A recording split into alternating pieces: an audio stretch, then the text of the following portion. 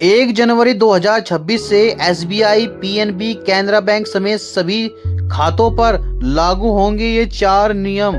जाने डिटेल। तो दोस्तों क्या है वे 4 नियम, चलते हैं जानकारी की तरफ और बताता हूं आपको सारा वीडियो के अंत तक बने रहिए। भारत के बैंकिंग सेक्टर में नए साल की शुरुआत के साथ ही बड़े बदलाव होने जा रहे हैं। रिजर्व बैंक ऑफ इंडिया ने ग्राहकों की सुरक्षा और डिजिटल बैंकिंग की ओर अधिक मजबूत बनाने के लिए 1 जनवरी 2026 से कई नए निर्देशों को प्रभावी करने का फैसला किया है। इन नियमों का सीधा असर एसबीआई, पीएनबी और कैनरा बैंक जैसे बड़े सरकारी बैंकों के साथ साथ निजी बैंकों के करोड़ों खाताधारकों पर पड़ेगा। इन बदलावों का मुख्य उद्देश्य बैंकिंग सेवाओं में पारदर्शिता लाना और ग्राहकों को अनचाहे शुल्कों से बचाना है। अक्सर देखा गया है कि बैंकों के पेचीदा नियमों के कारण आम आदमी को समझ नहीं आता कि उनके खाते में पैसे क्यों कट रहे हैं। अब नए नियमों के आने से बैंकिंग प्रक्रिया सरल हो जाएगी। यदि आपका खाता भी इनमें से किसी बैंक में है तो आपको इन नियमों के बारे में विस्तार से जान लेना चाहिए। यह आपको उन 4 प्रमुख नियमों के बारे में जानकारी दूंगा जो आपकी जेब और बैंकिंग व्यवहार को प्रभावित करेंगे। इसमें न्यूनतम बैलेंस, डिजिटल लेन देन और लोन रिपेमेंट में जैसे महत्वपूर्ण बिंदु शामिल हैं। आइए जानते हैं इन नियमों की पूरी सच्चाई और बैंकों द्वारा जारी किए गए ताजा अपडेट के बारे में। बैंकिंग नियमों में होने वाले इन बदलाव को कस्टमर प्रोटेक्शन फ्रेमवर्क के तहत लागू किए जा रहे हैं। आरबीआई के अनुसार तकनीकी विकास और डिजिटल धोखाधड़ी के बढ़ते मामलों को देखते हुए पुराने नियमों में संशोधन जारी हो गया था। यह नियम सभी कमर्शियल, स्मॉल फाइनेंस और क्षेत्रीय ग्रामीण बैंकों पर समान रूप से लागू होंगे। तो दोस्तों पहला नियम क्या है? न्यूनतम बैलेंस। जी हाँ दोस्तों, मिनिमम बैलेंस के नए नियम और पेनल्टी में राहत। सबसे बड़ा बदलाव मिनिमम बैलेंस को लेकर है। अब बैंकों को स्पष्ट निर्देश दिए गए हैं कि यदि किसी ग्राहक के खाते में न्यूनतम राशि से कम बैलेंस होता है तो बैंक सीधे पेनल्टी नहीं काटेगी। उसके साथ बजाय बैंक को पहले ग्राहक को सूचना देनी होगी और उसे बैलेंस बनाए रखने का समय देना होगा। एसबीआई और कई अन्य सरकारी बैंकों ने पहले ही स्टैंडर्ड सेविंग अकाउंट पर न्यूनतम बैलेंस को अनिवार्यता को काफी हद तक सरल कर दिया है। 2026 से यह नियम और भी कड़ा हो जाएगा ताकि किसी भी गरीब या मध्यम वर्ग के परिवार का खाता बैलेंस कम होने की वजह से नेगेटिव ना हो। अब बैंकों को अपनी सर्विस फीस की जानकारी भी स्पष्ट रूप से देनी होगी।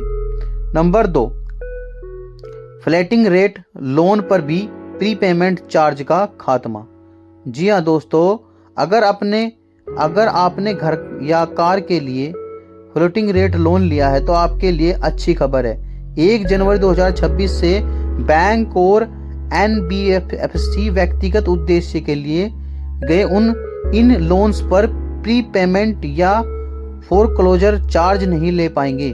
इसका मतलब यह है कि यदि आपके पास पैसे आते हैं और अपना लोन समय से पहले चुकाना चाहते हैं तो बैंक आपसे कोई अतिरिक्त जुर्माना नहीं वसूल करेगा।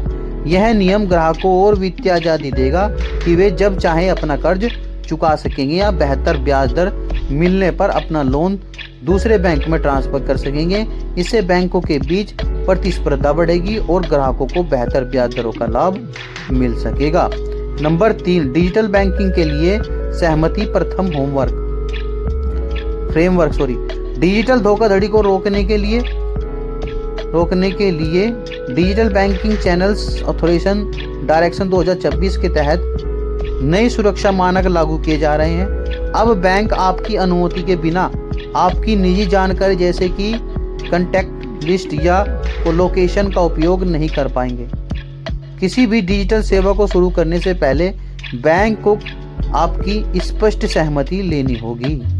इसके अलावा बैंक कॉल्स के लिए 1600 नंबर सीरीज शुरू की जा रही है। इसका फायदा यह होगा कि जब भी आपके पास बैंक से कॉल आएगी तो वह 1600 से शुरू होगी, जिससे आप असली और फर्जी कॉल के बीच फर्क कर पाएंगे। यह कदम TRAI और RBI द्वारा मिलकर उठाया गया ताकि स्पैम और फ्रॉड कॉल्स पर लगाम लगाई जा सके। नंबर 4, निष्क्रिय खाते। और नॉमिनेशन की नई प्रक्रिया। बैंकों में जमा अनक्लेम्ड डिपॉजिट को कम करने के लिए आरबीआई ने नॉमिनेशन नियमों को ढील दी है। अब आपने एक खाते में अधिकतम 4 नॉमिनी जोड़ सकते हैं। इसके साथ ही यदि आपका खाता 2 साल से अधिक समय से निष्क्रिय है तो उसे दोबारा सक्रिय करने की प्रक्रिया को पूरी तरह से डिजिटल और मुफ्त बनाया जा रहा है। बैंक अब मृतक खाता धारकों के उनके कानूनी वारिस तक पहुंचाने के लिए अधिक सक्रिय भूमिका निभाएंगे। 1 जनवरी 2026 से बैंकों को अपने वेबसाइट पर निष्क्रिय खातों की सूची अपडेट करनी होगी और ग्राहकों को समय समय पर उसके बारे में सूचित करना अनिवार्य होगा।